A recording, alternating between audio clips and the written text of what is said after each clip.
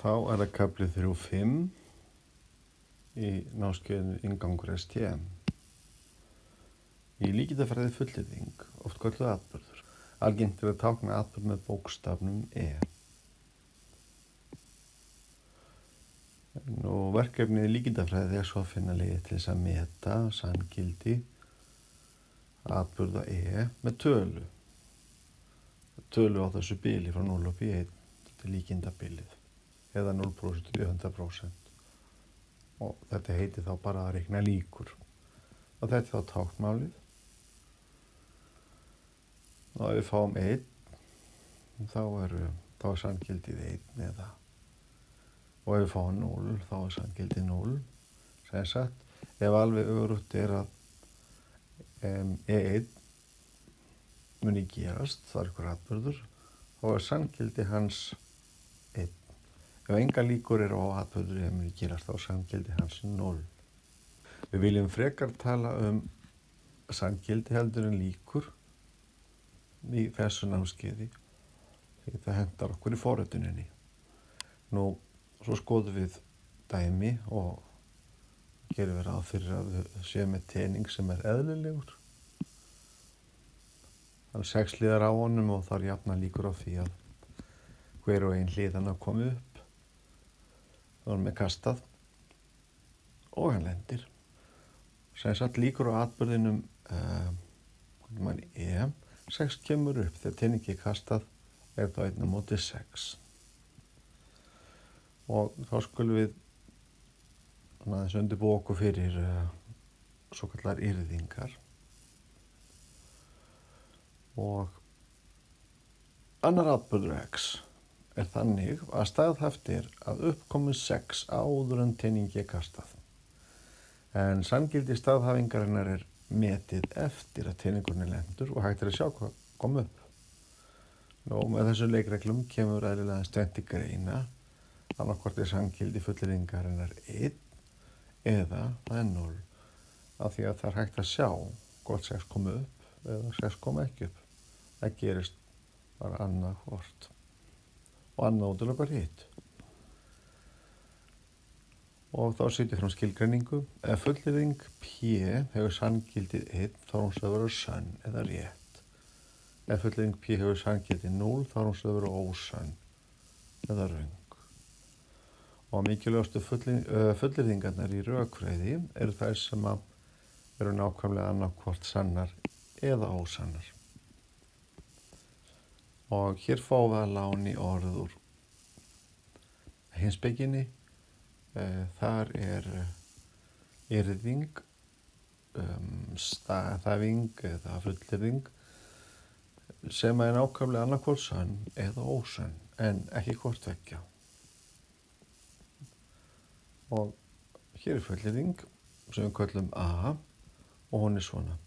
Árið 1980 var Vigdís Finnbogadóttir kjörin forseti Íslands. Þetta er staðreynd. Það þýðir að sanngildi staðreyndarinnar er 1 eða að A er sönn fullyrðing. Hins vegar eru fullyrðingarnar hér B1. Árið 1980 var Vigdís Finnbogadóttir kjörin forseti Rúmeníu B2. Árið 1980 var Þórður Kakari kjörinn forseti Íslands og B3. Árið 1000 var Vigdís Finnbogadóttir allsherjargoði yfir Íslandi öllu. Það eru allar rangar. Það er ágætt að setja fullyrðingarnar svona fram með fótskrift. Því þá getum við haft styttri framsetningu á þeim. Sem sagt fullyrðingin BK, þar sem K er heitt við því er röng eða ósönn. Fyrir öll K-in. Sem sagt hún hefur sanngildi 0 og þetta er táknmálið. Í stærðfræði, þegar við fáum spurningar, eins og hér til dæmis, hver var kjörinn forseti Íslands árið 1980? Þá þurfum við að breyta spurningunni í fullyrðingu. Og það er gott að geta sett fullyrðingar fram sem svo kallaða opna yrðingu. Sem sagt hún er opin meðan við erum að reyna að svara spurningunni. Og við skrifum þá B sem tekur breytuna x er þá svona. Árið 1980 var x kjörinn forseti Íslands. Þetta er opin yrðing. Alveg þangað til búið að finna út hvað x er. Hvort að b af x er sönn eða ósönn fer nákvæmlega eftir því hvað það er, jú, x-ið. X-ið er breytan í opnu fullyrðingunni, nánar kannski tiltekið yrðingunni, b af x. Og skoðum það sýnidæmi og lítum á opnu yrðinguna b af x er árið 1980 var x kjörinn forseti Íslands. Og ef að x er Vigdís Finnbogadóttir, þá er fullyrðingin nákvæmlega staðreyndin a sem kom hér fram á áðan. Svo líkur á því að b af Vigdís Finnbogadóttir er 1, því að þetta er ekkert annað heldur en sanngildi fullyrðingarinnar a. En ef x er eitthvað annað, til dæmis stóðu kakali, þá er bx röng. Og einnig ef x er eitthvað annað heldur en Vigdís Finnbogadóttir, þá er þessi fullyrðing b af x röng. Yrðing er fullyrðing, þannig það er allt í lagi að segja þetta. Nú, hér væri nú kannski betra að stokka þetta út á yrðing. Opna yrðingin b af x hefur eitt og aðeins eitt rétt svar og það er x jafnt á Vigdís Finnbogadóttir. Og svo hérna athugasemd 18, þetta PR og svo lítið P, bæði þessi tákn eru notað til þess að tákna líkur. Og svo er bókstafurinn stóra P oft notað til þess að tákna fullyrðingu. Svona fyrir kannski að venjast ákveðnu táknmáli. Það er líkurnar á að P sé sönn og líkurnar á að P sé sönn, eða hvaða líkur á því að fullyrðingin P sé sönn. Ef að stóra P er yrðing, þá kemur bara tvennt til greina, 0 eða 1. En almennt ef að P er atburður eða fullyrðing, þá getum við svo sem fengið bara einhverju tölum milli 0 og 1. Og skulum þá setja fram stærðfræðijöfnu.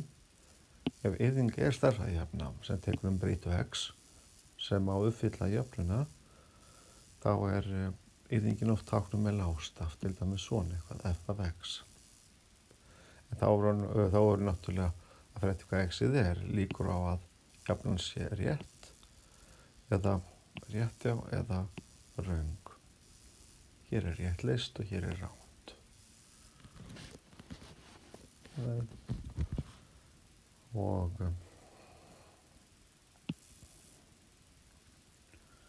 Og hér er sett fram opin yrðing, nánar tiltekið, og hún er svona,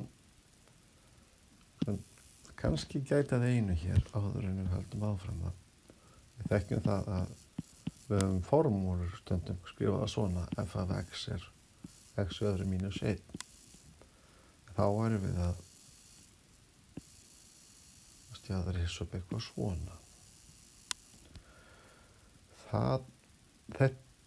Þetta er ekki það sama, sem sagt þetta er bara formúla sem tekur breytuna x, en þegar við skrifum þetta hérna, þá er þetta fullyrðing breytuna x, þannig að við eigum ekki þurfa að ruglast á þessum mismun. Það er kannski heldur fáið bókstafinn í stafrófinu okkar, eða það verða til svona hefðir. Þannig að hér er ekki átt við þetta.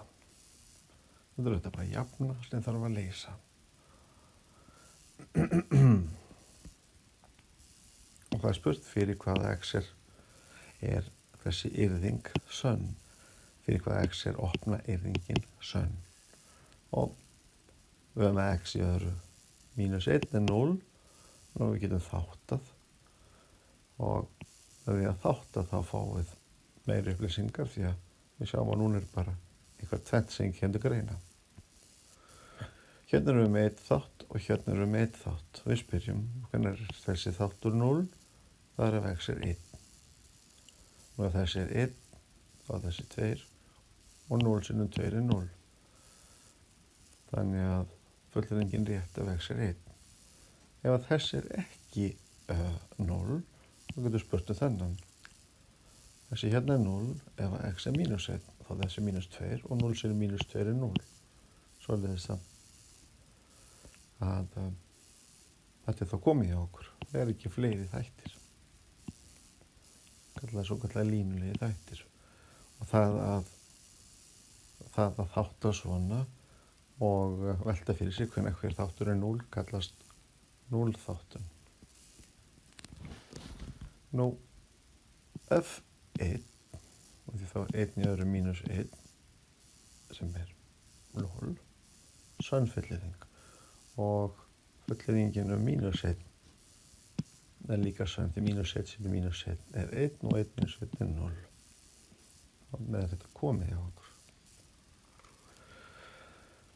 Og svo höfum við eitt svona aðeins öðruvísi. Lífið er ljúft, það er ótæk fullyrðing í forritun til dæmis. Og lífið er ljúft, sagði afi gamli. Og svo sem hlustar hugsa það með sér, já, sem sagt, sanningsgildi þessarar fullyrðingar er þá ekki 0 því að honum finnst þetta honum að amma lítur upp og segir það er ekki alltaf dansa á rósum, bara að segja lífið. Þannig að sanngildi er nú ekki 1. En það þýðir bara það að þetta er þá dæmið fullyrðingu sem er ekki yrðing. Og við skulum þá leysa þessi dæmi 3-5. Við eigum að fletta upp á netinu hvað er hæft í þessu. Býtum nú við, árið X lést Árni Magnússon og til þess að fá að vita eitthvað meira um hann, þá er hvaða Árni Magnússon þetta er, þá er fá að vita allir mynd af honum voru gamla 100 krónur seðlinum. Svo flettum við þessu og sjáum að það er árið 1730. Hvaða annað form er leyfilegt til þess að svara þessu? P af x er 1730. Þetta er merkingalust, þetta er ekki verið skilgreint. P er 1730, nei, x er 1730. En við munum setja x inn í fullyrðinguna. Svoleiðis að þetta hér er rétt. Og hér er sett fram opin fullyrðing, nánar tiltekið opin yrðing. Og hún er svona, x í öðru mínus 4 er 0. Hvenær er þetta satt? Og við erum kannski ekki lengi að því bara, ef x er 2, þá þátt að sínum kannski þáttunum x í öðru mínus 4 er sama x í öðru mínus 2 í öðru. Og það er x mínus 2 sinnum x pluss 2. Og ef við erum ekki alveg viss, þá getum við náttúrulega margfaldað upp á svígum. Kannski er auðveldur að segja þetta svona. Nei, skulum ekki til að gera það. Svo spyrjum við, hvenær er þetta 0? Þegar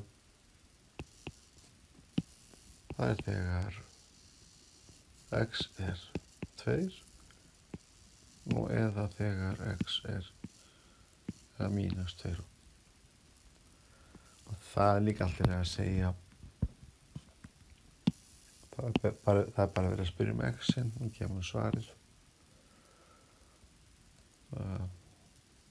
Fullyrðingin er sönn.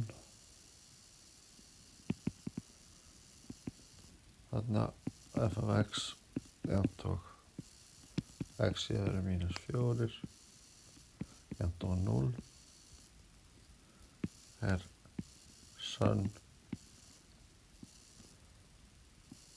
ef x er, já, ef ekki bara ef okkur er mengi framsetning og annars ekki. Það myndir ekki að spyrja hvernig það er ekki sönn, en segjum þetta bara líka. Sérst ef x er eitthvað annað, þetta er mínus 2 eða 2. Nú, þá er það magnarar, rökvirkjar og samsettar fullyrðingar. þetta er alveg góðu kafli að lesa sér vel í gegnum því að þessar hugmyndir koma fyrir svolítið aftur og aftur hérna í stærðfræði. Og þetta röktákn hérna bara heitir tilvistarmagnari, existential quantifier, og er lesið, til dæmis til einhver eða sumir, og eins og við sjáum hér á eftir þá fer það svolítið eftir samhengi. Þetta er röktákn hérna, kallað allsherjarmagnari, universal quantifier, og lesið sérhver eða allir, nú eða sérhver eða allt, eða sérhvert og allt, sérhver eða öll, það er svona eftir því í hvað kynið er verið að tala hlutina. En þetta eru sem sagt magnerar. Og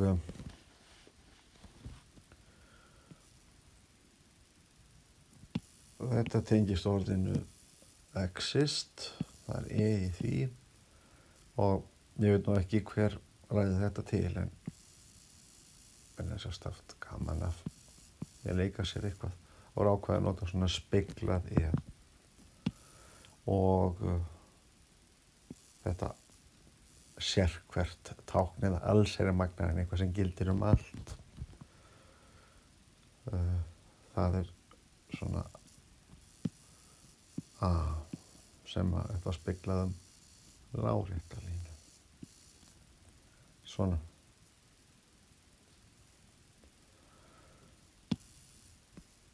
Einhver, allir.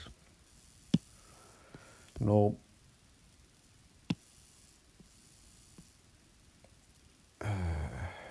ef p af x er opin yrðing, sem segir þetta er yrðing og sjáum hér á x-inu, það getur búið að segja neitt til hvað það er, bara hann opin, þá er þessi setning, sem er fullyrðing, lesin svona. Til er x, þannig að p af x er sönn, fullyrðing. Það er ekki skrifað, það er undirskilið að hér standi er sönn. Þess að hún er uppfyllt. Eða til er x sem gerir fullyrðinguna p af x sanna. Svo athugum við hvort það er rétt. Og þetta hérna, þessi hérna fullyrðing er lesin sérhvert x gildir að p af x er sönn fullyrðing eða yrðing. Nú, svo bara þetta skammstöfunin þannig að kemur oft fyrir í skrifuðum texta, en það þýðir þá þannig að, eða sem hefur þá eiginleika að, eða gildir, en þetta hérna er bara oft lesið þannig að fyrir öll x þannig að p af x er sönn, til er x p af x þannig að p af x er sönn. Svona einfaldara. Og svo er hér sýnidæmi, og þetta sýnidæmi opnar yrðingu með tilvistarmagnaranum. Er fullyrðingin q af x, sem er svona, til er x í r, þannig að x í öðru er jafnt og 4. Er hún rétt? Er til eitthvað x sem ættir að setja inn í þessa jöfnu, þannig að jöfna sé uppfyllt? Já. Ef x er mínus 2 eða x er 2, svo er það. Þetta er bara komið. Þetta er rétt fullyrðing. Það er þess að leika okkur hvað ef það hér stæði nú þetta tákn, er hann þá rétt? Þá vil ég svona sérhver rauntalan uppfyllir þessu jöfnu. Það er vitleysa, vegna þess að 0 uppfyllir hann allir dæmis ekki. Þannig að þarna á allsherjarmagnarinn ekki við. Og opnar yrðingar með mögnurum, og við notum áfram þessa hér. Árið 1980 var x kjörinn forseti Íslands, og er setningin til er x þannig að bx er sönn er þessi setninga fullyrðing sérhvert x þannig að bx er sönn er hún sönn. Og hérna þegar skoðum tilvistamagnar hans þá sagði já vegna þess að þetta þýðir bara, það getur ógætt oft að skrifa út stærðfræði táknmálið. Þetta hérna þýðir bara fullum fetum eitthvert x eða til er x sem fullyrðinguna árið 1980 var x kjörinn forseti Íslands og það var, þetta er sem sagt rétt, það er til svona x og það nákvæmlega bara eitt svoleiðis og það er ef x er Vigdís Finnbogadóttir. Þannig að þetta hér er satt. En má setja hvað sem er hérinn? Nei. Þannig að 1980 var ekki hvaða manneskja sem vera skar kjörinn forseti Íslands, það var bara nákvæmlega ein. Og skoðum við neitun með mögnurum. Nú þetta er röktákn hérna, svona, og ef bara lesið ekki, kallað neitun. Og þetta er nú svona að ef H er eitthvað fullyrðing, segjum yrðing, þá verður að gilda að neitun H sé nákvæmlega H. Ef H er satt, þá er neitun og H, þá verður fullyrðingin H ósönn og neitun á því er þá orðið satt aftur. Við svolítið á hvernig það virkar margfaldið með mínusum. En neitunar er sem sagt rökfræðileg hlutleysa.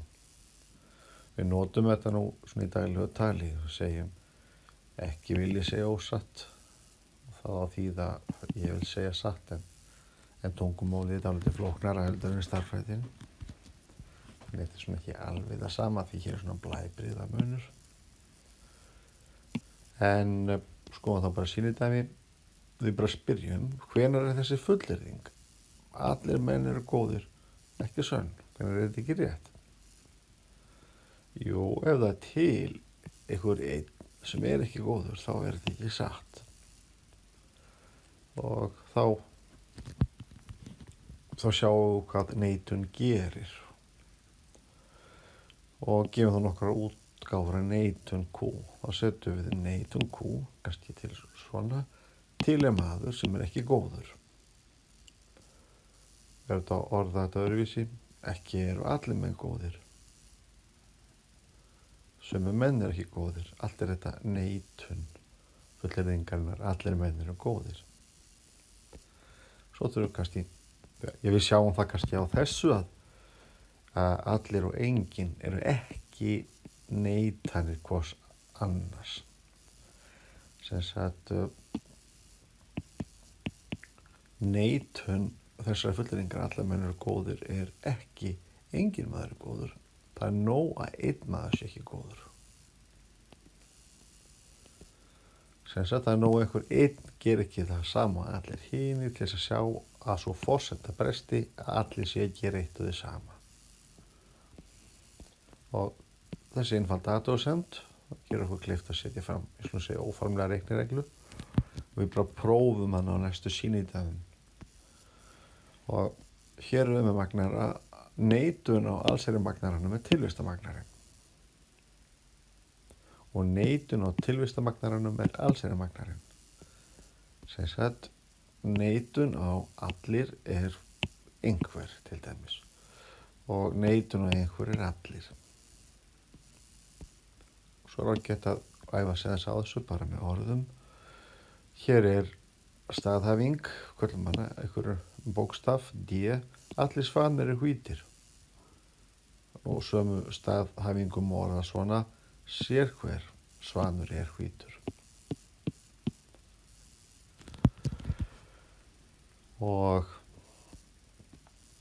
En ef tilreitt svanur sem er ekki hvítur þá er þessi fullyrðing röng. En nú er það víst vitað. að svartir svanir eru til. Og þá sjáum við með litla p-nu, notum það í stað fyrir PR, að sanngildi staðhæfingarinnar eða fullyrðingarinnar er 0. Þetta er yrðing og því að annarkvort er þetta satt eða ekki satt. Það er ekki þetta að segja með 50% líkum allir svanir eru hvítir. Annarkvort eru allir svanir hvítir eða til er svanur sem er ekki hvítur.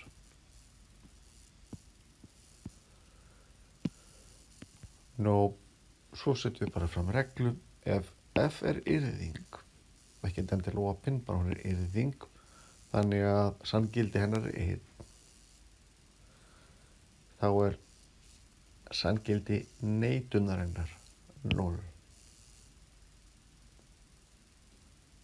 En hins vegar ef að sanngildi yrðingarinnar er 0, þá er sanngildi neitunarinnar 1.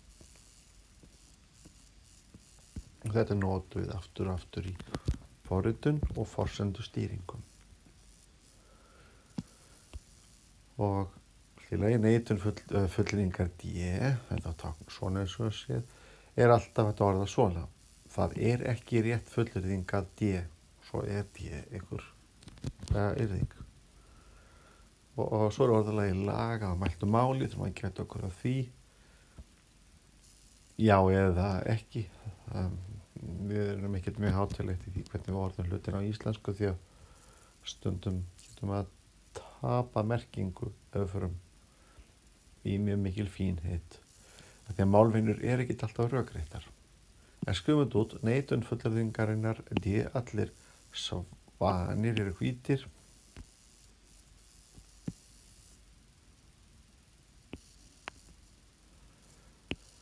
Hérna skrifa ég á mig. Allir svanir eru hvítir er svona. Það er ekki rétt fullyrðing að allir svanir eru hvítir. Svona. Og svo króta maður bara blað hjá sér. Nú, jafngild framsetning á neitun D. Þess að hvenar er það ekki satt að allir svanir eru hvítir? Það er ef einhver svanur er ekki hvítur.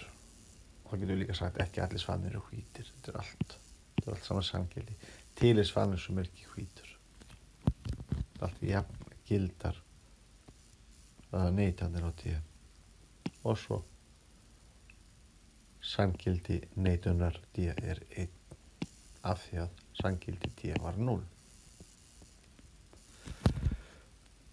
Og aðeins bara meira. Já og nei er ekki neitanir hvors annars.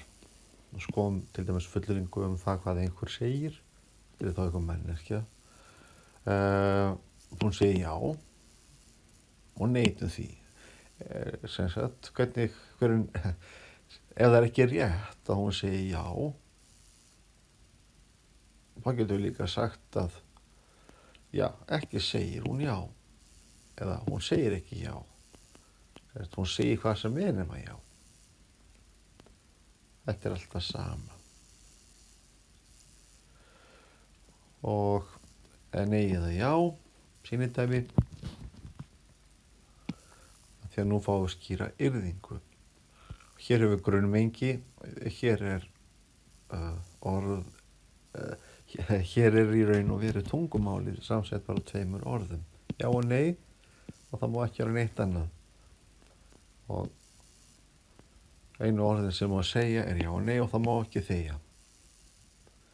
Við þessar aðstæður já og nei neitanir hvors annars. Neitun fullyrðingarinnar. Maður segir X og X getur bara verið já eða nei. Það er fullyrðingin. Það er ekki satt að maður segir X. Og X er bara já eða nei. Maður segir ekki X. Og svo setjum við til dæmis bara jáiðinn. X er já eða nei. Ef það er ekki rétt að maður segir já, nú, þá getur hann bara sagt nei. Hann getur ekki sagt hvað sem er nema já. Hann getur bara sagt nei, það er ekki annað orð til. Og svo fíkur á hann hausinn ef hann þegir. þunnu hljóði. Það er ekkert gaman. Og svo mótdæmi. Nú, kannski kannast einhverju lagið sem Ómar Ragnarsson söng. Allir hanar gala var allavega í textanum og við köllum þetta hátíðstyttingar. Allir hanar gala, það þýðir sama og sérhver hani galar. Og svo að við nótum nú bara tungumálið okkar. Svo valda neitun, setja á svona inn ekki er til hani sem ekki galar. Og það þýðir að engin hani galar ekki. Það því að allir hanar gala. En þetta er röng fullorðing og það kom fram í laginu. Vindharinn galar ei. Og kannski, ég veit ekki, kannski til fleiri hanar sem gala ekki. Sem sagt, sér hver eftirfarandi fullyrðinga er neitun og há, það er allar sannar af því að há er ekki sönn. Allir hanar gala, neitun og því. Ekki allir hanar gala og svona skrifum nú bara oft í rökfræði. Ekki allir hanar gala. Og hérna er þess að neitanirnar, allir sér hver einhver með neitun fyrir fram og hér setur neitanirnar inn. Allir hanar gala, ekki allir hanar gala. Sér hver hanar galar, neitun og því, ekki sér hver hanar galar. Já, hérna neitunum sett inn, einhver hanar galar ekki, týrir hanar sig galar ekki. Svona. Skilgreining 3 og 5, skilgreining og regla, ætti þetta nú að vera. X er breyta og f af x er opin yrðing. Þá gildir eftirfarandi sérhvert x þannig að f af x er sönn. Þá höfum við skilgreint þetta táknmál. Og neitun þess í því felst reglan. Neitun þess er ekki, sem sagt eitthvað gildir ekki alla, þá gildir það einhvern. Sem sagt, neitun á allsherjarmagnaranum er tilvistarmagnarin. En svo erum við náttúrulega að neita þessu líka. Fyrir sérhvert x er f af x sönn. Mjög eðlilega að maður segir þetta fram í orðum. Til er x þannig að f af x er ekki sönn. Þetta er táknmáli, það getur óttið þægilegt. Hvað er hér? Er fullyrðingin sérhvert x í r gildir að x er stærri en 2. Eða sérhver rauntala er stærri en 2. Er hún rétt? Völdur hún ekki rétt. Og hver er neitun fullyrðingarinnar? Sérhver rauntala er stærri en 2. Nú, þetta er röng fullyrðing. Fullyrðingi þýðir, þetta kemur oft með því að skrifa út, sérhver rauntala x er stærri en 2. Nú, vegna þess að, já, til dæmis er -1 ekki stærri en 2. En neitunin er rétt fullyrðing og við höfum að setja hana fram. Neitunin er, og byrjum við á að setja, það er ekki rétt að sérhver rauntölu x gildi að x er stærri en 2 af því að til er rauntala sem er minna jafnt og 2. Bara að nota þessa skilgreiningu og síðan reglu hér.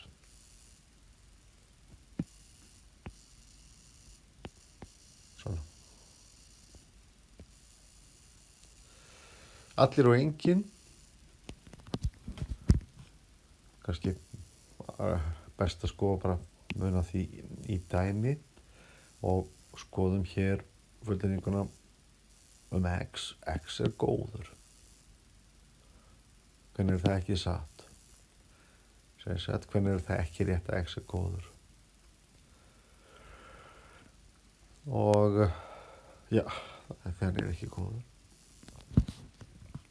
En nú notum við magnara, köllum þessa a og þessa b, sérhvert x gildir p af x. Og svo hérna, eina sem við breytum hér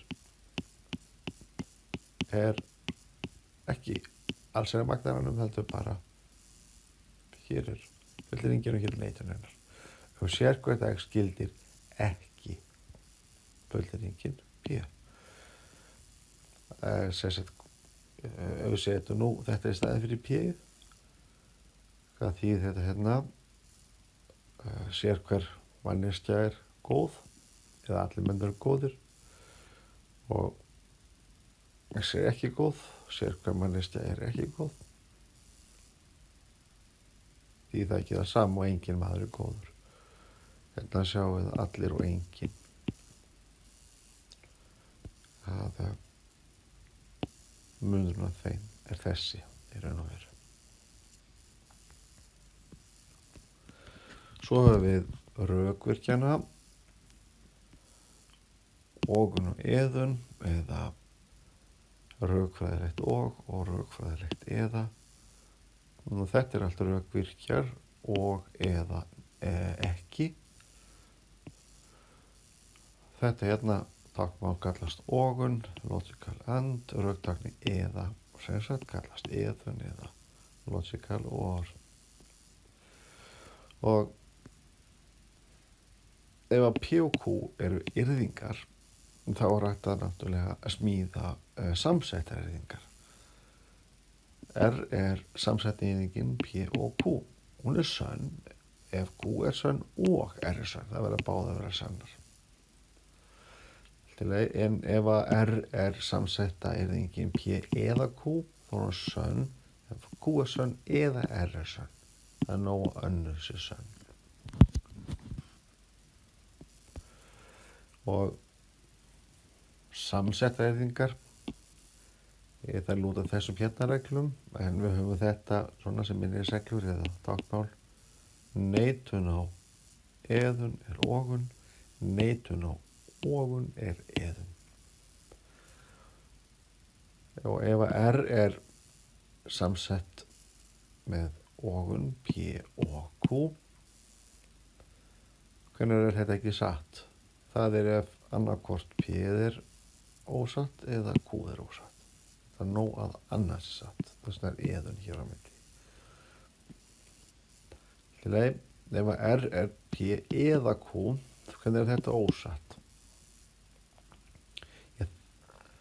Þá verður þessi er ósatt og þessi ósatt. Þess að fá ósatt. Og við getum að skoða bara eitt svona dæmi. Hérna er P fullyrðing, sumir eiga tölvu, og Q er önnur fullyrðing, allir spila tölvuleiki. Og hvað er þetta? P og Q, og sumir eiga tölvu og allir spila tölvuleiki. Hvernig neitum við þessu? Hvernig er þetta ekki satt? Það er þegar þetta er ekki satt, nú eða þetta er ekki satt. Og hvenær er það ekki rétt að sumir eigi tölvu? Þetta er fullt af fólki og sumir eiga tölvu. Jú, það er þegar, við breytum bara þessu í ekki allir með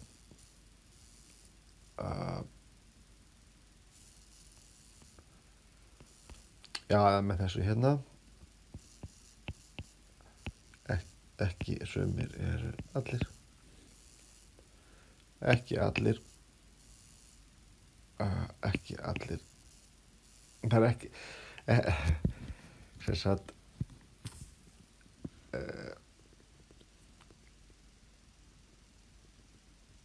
það er betra að segja þetta svona að þetta hér er ekki satt ef allir eiga ekki tölvu. Og hvernig er þetta hérna satt? Allir spila tölvuleiki, hvernig er það ekki satt? Þetta er nú aðeins léttara þegar einhver spilar ekki tölvuleika. Og þá er neitin og er sann ef að enginn á tölvu eða þegar einhver spilar ekki tölvuleika. Það er nóg annað gildi. Það er kannski ágætt að skrifa þetta brot. Hvenær er þetta rétt? Hvenær er ekki rétt að sumir eigi tölvu? Það er þegar allir eigi ekki tölvu. En þetta er skrítið orðalega á íslensku, við segjum bara engin að tölvu. Og hvenær er ekki rétt að allir spila tölvuleik, það er þegar einhver spilar ekki tölvuleik. Og það er þá neitun og kú sem spila ekki tölvuleik. Nó annars er rámt, það sé P og kú, það er sé ekki rétt. Með hérna þá bara formúlan. Og þá má segja neitun og er svona, þess að hvernig er ekki rétt. Það er annarkvort þegar engin á tölvu, eða þegar sumir spila ekki tölvuleik, eða hvort vekja, þetta er innihaldandi eðun alltaf. Og fullyrðingin 1 er jafnt og 2 er náttúrulega röng og neitun á því er þá eitthvað sem er rétt. Það er ekki rétt að 1 er jafnt og 2. Þetta er sönn fullyrðing. Og er það ekki, kannski getur við líka bara reiknað. Neitun á 1 er jafnt og 2 er fullyrðingin 1 er jafnt og 2. Og þetta er ósatt.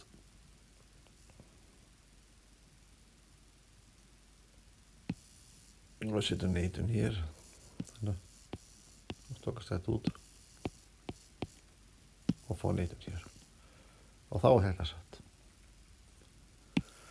Látum hafa verið fullyrðinguna allir eitthvað tölvu, skrifið neitun á því með mismunandi orðalagi. Voru ekki, já, hvernig er þetta ekki satt? Þegar einhverju ekki tölvu, þá komið 1, svo getur líka sagt sumir eiga ekki tölvu. Eða til er einhver sem á ekki tölvu, eitthvað svona. Svo við beðum að rifja upp skilgreiningun á frumtölum, það er í næsta kafla, með það. Og er þessi fullyrðing P, allar frumtölur og oddatölur, er hún sönn? Nei, vegna þess að 2 er frumtala og 2 er slétt. Finni mótdæmi, það verður að beðja það.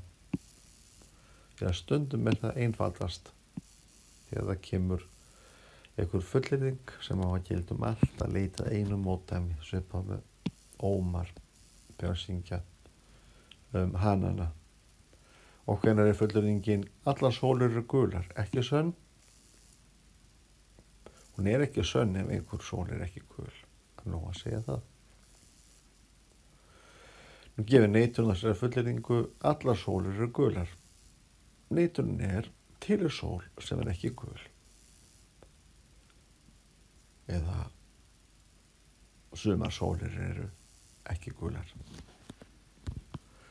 Svo er hérna F, hún er yrðing, þannig að sanngildi hennar er 1. Hvað er þá rétt? Já, er þá ekki sanngildi neitunarinnar 0? Sanngildi neitunarinnar 0. Það er það sem það þýðir. Yrðing getur aldrei haft sanngildi annað heldur en 0 þannig að þetta kemur ekki til greina. Sanngildi F er 1. Nei, sanngildi neitunarinnar er 0 af því að sanngildi F er 1. Svona. Og ef F er yrðing þannig að sanngildi neitunarinnar er 0 eða sanngildið er 0 bara þá, nei, orða þetta vitlaust, ef F er yrðing þannig að sanngildi hennar er 0 þá er sanngildi neitunarinnar 0, nei, sanngildi liggur á milli 0 og 1, nei, sanngildi neitunarinnar er 1, já.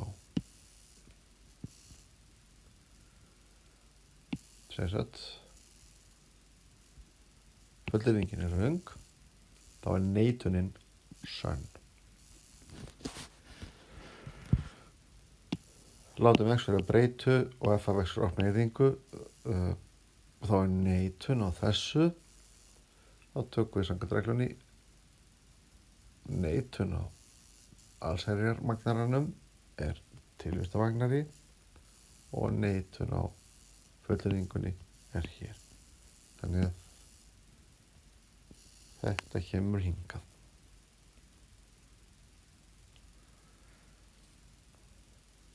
Er þetta rétt? Nei, það vantar. Neitun á sérhver er einhver. Hér fáum við neitun á sérhver einhver, það er rétt, en neitun á F kemur ekki fram hérna. Þannig að það er bara þessi. Og